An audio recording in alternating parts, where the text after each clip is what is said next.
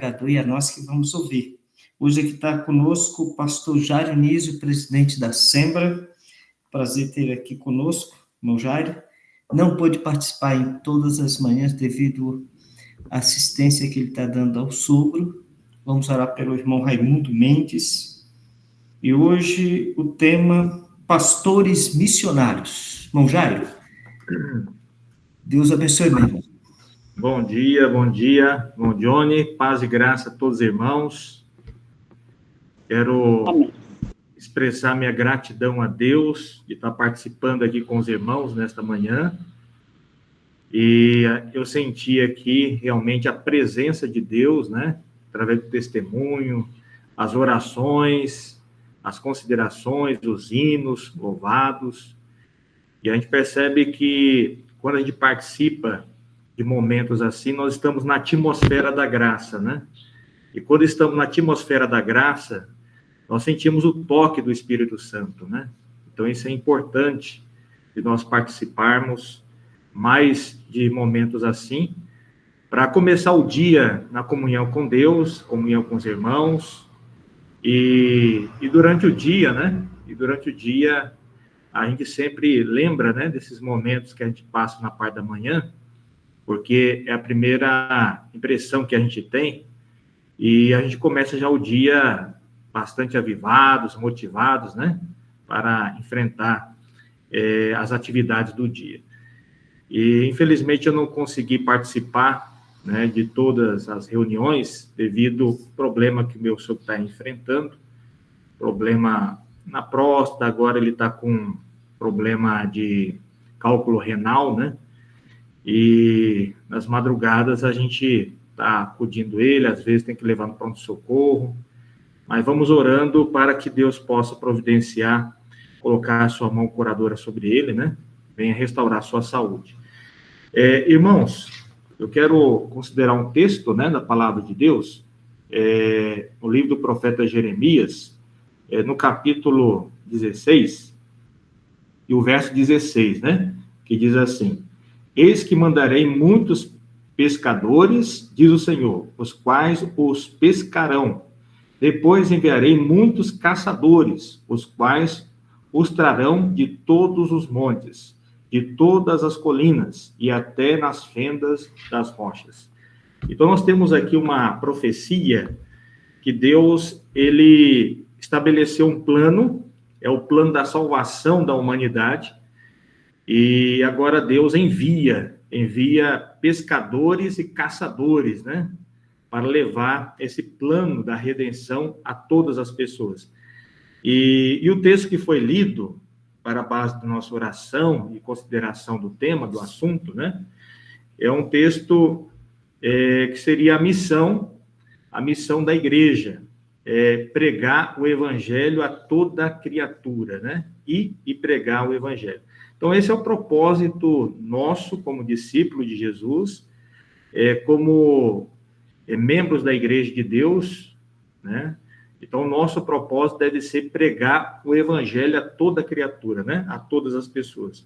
Então, durante o meu período trabalhando na obra, a gente percebe uma grande necessidade, né, de um avivamento missionário. A gente sempre fala, né, nesses momentos também de oração, comunhão com Deus, a gente sempre fala sobre o avivamento e oramos, né, em favor do avivamento missionário.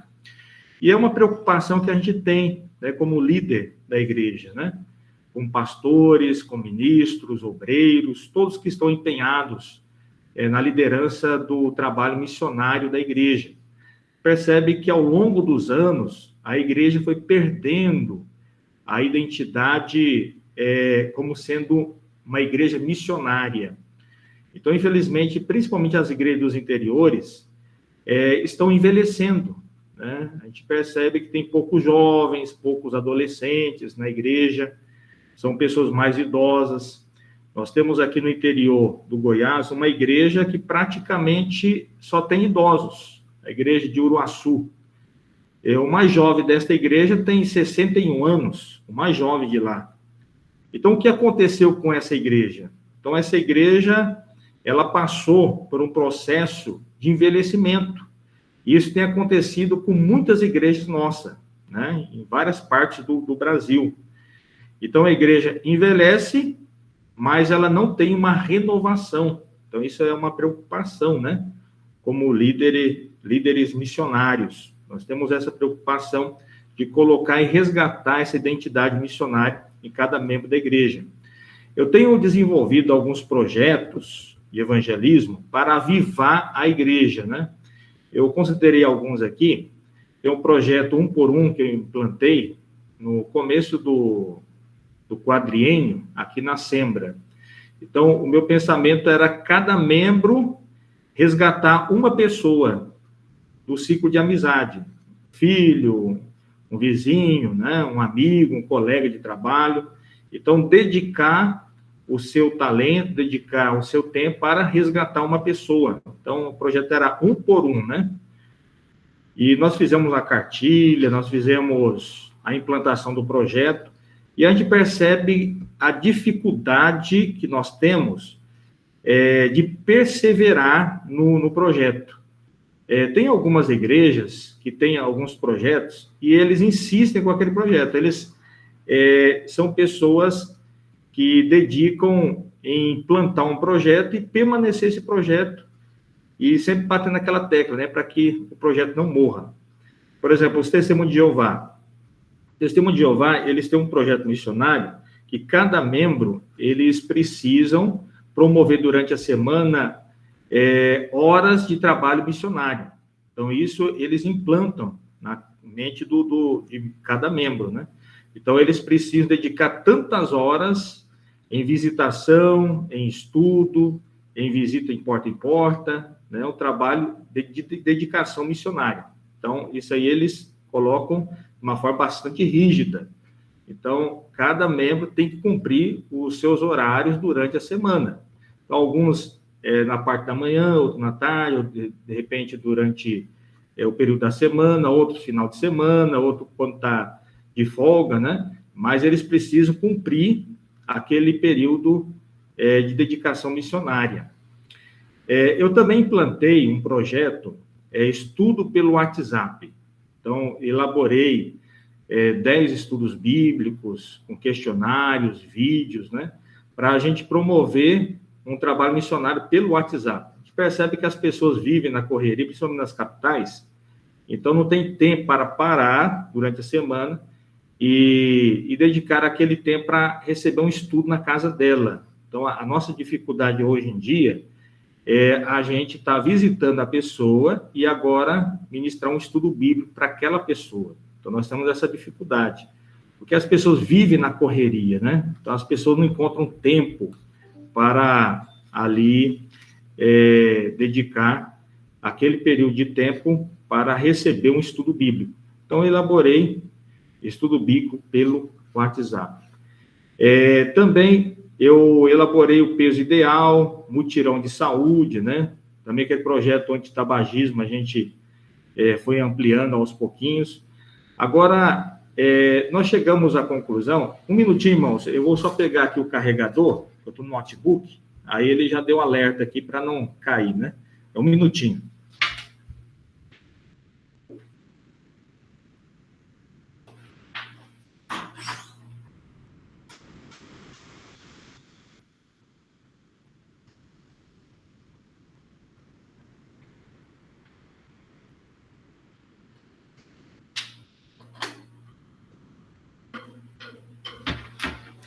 Prontinho.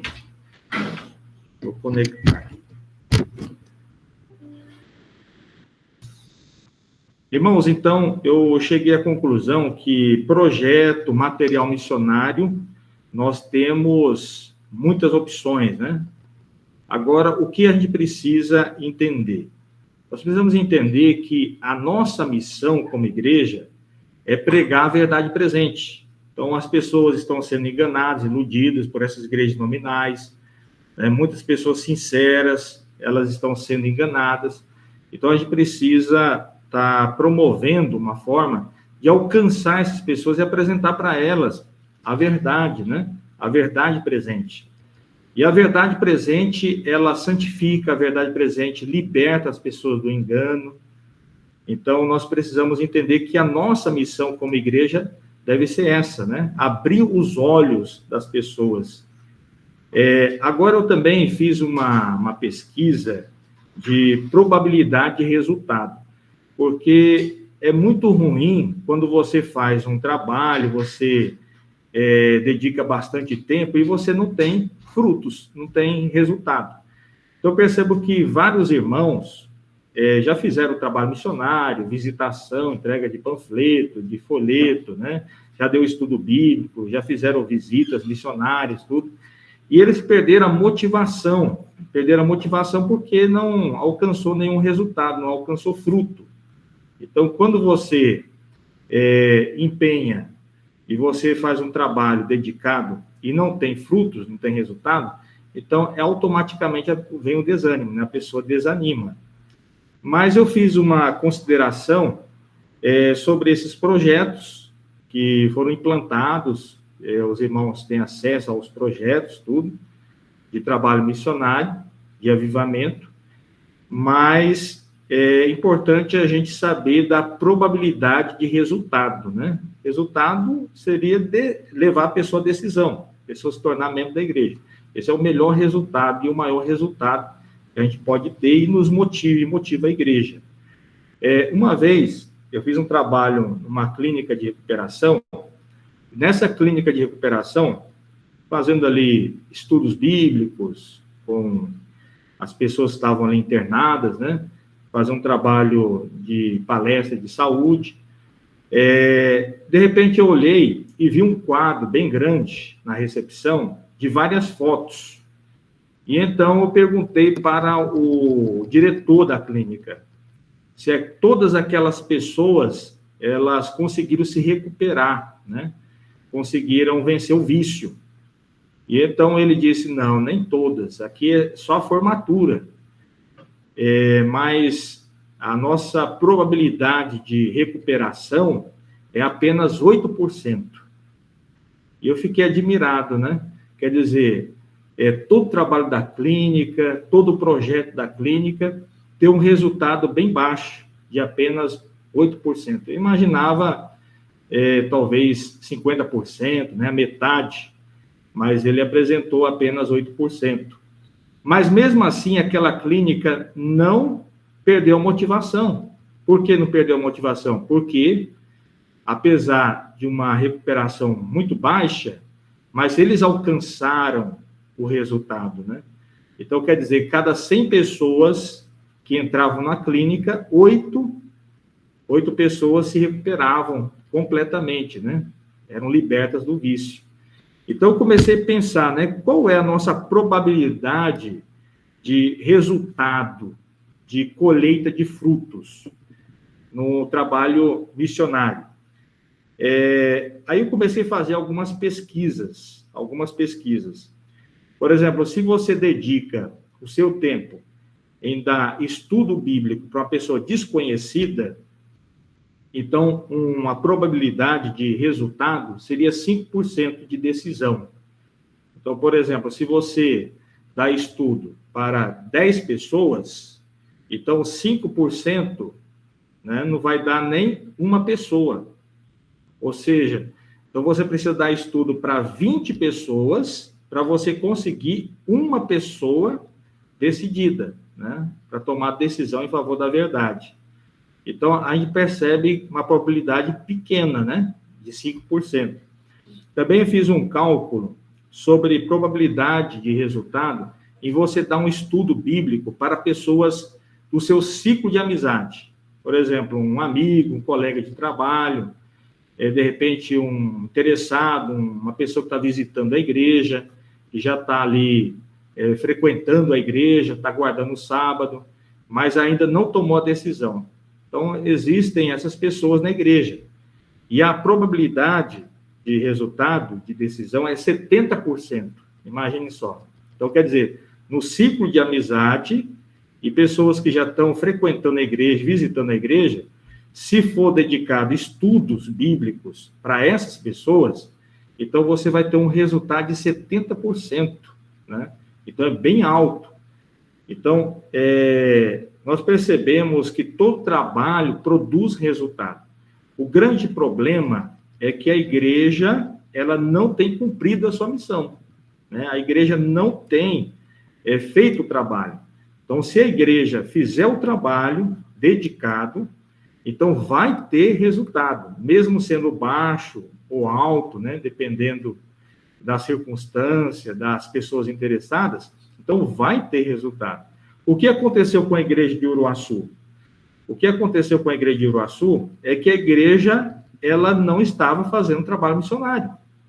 Então, até os próprios membros não conseguiram levar os próprios filhos à decisão. Então, os próprios filhos decidiram sair da igreja.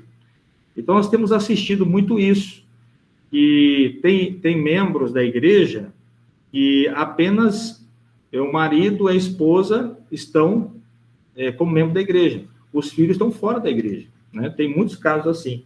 Então, quer dizer, eles não conseguiram nem conquistar os próprios filhos para Cristo, né? Então, por isso que a igreja tem envelhecido e está diminuindo a cada dia. Então, é uma preocupação que nós precisamos ter como líderes, né? Como pastores, como líderes missionários, que nós precisamos colocar identidade, né? Nos membros de uma igreja missionária. A nossa missão, segundo o texto bíblico, é pregar o evangelho. Essa é a nossa missão.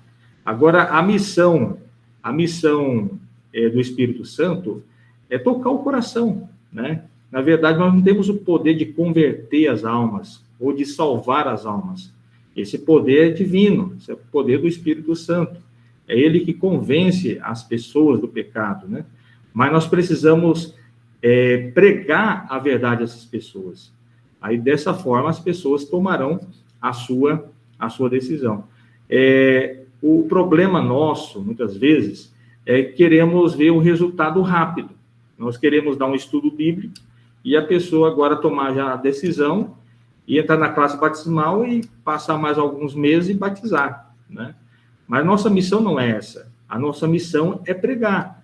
Então, a nossa missão é dar estudo bíblico pelo WhatsApp ou presencial, né? É fazer campanhas, mutirões, né? E dessa forma alcançar o coração das pessoas e pregar o evangelho a elas, pregar a mensagem para elas. Então, se a igreja pregar a mensagem, então vai ter retorno, vai ter frutos, né? Agora, se a igreja não faz o trabalho missionário, fruto nenhum vai ter, né? Então, é a mesma coisa a questão de vendas. Por exemplo, a probabilidade de vendas. Eu comportava, né? Fazia a comportagem. Então, a cada 5 pessoas que eu oferecia a oferta, então, uma comprava. Então, eu queria vender, então, 3 livros no dia. Eu precisava fazer a oferta para 15 pessoas.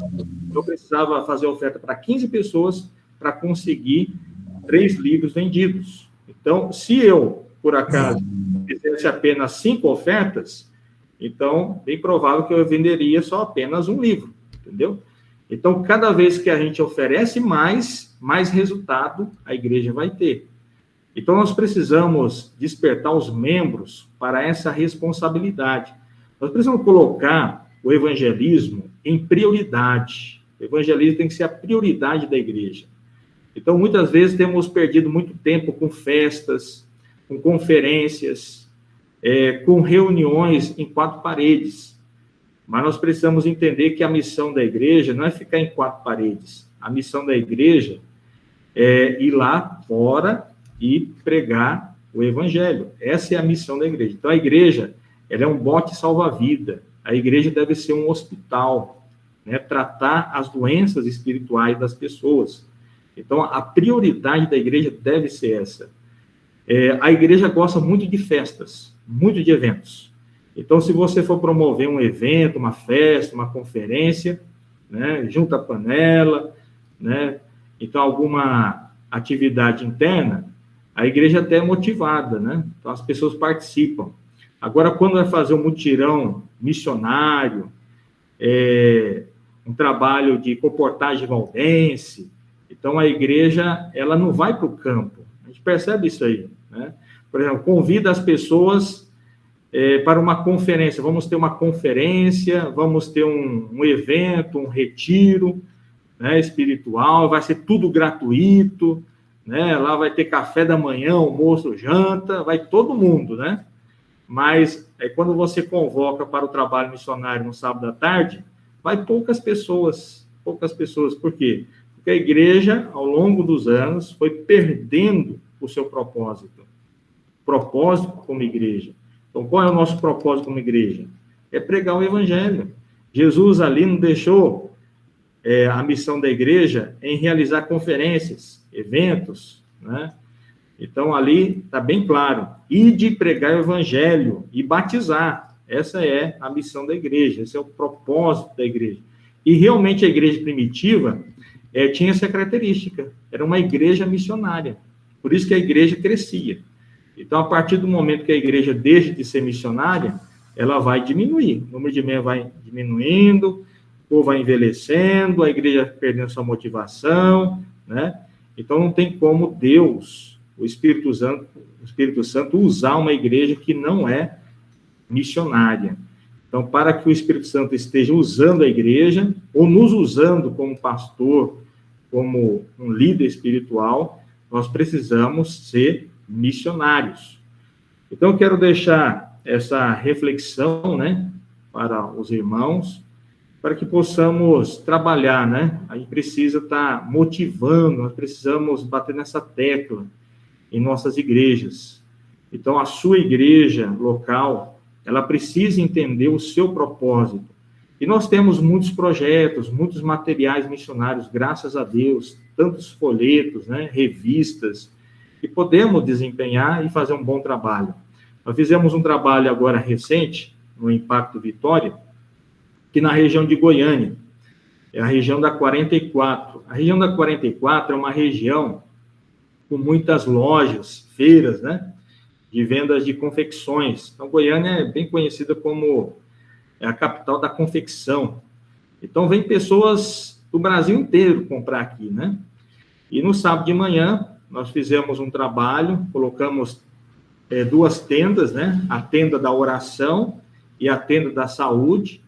Aí colocamos também os jovens para distribuir os panfletos, né?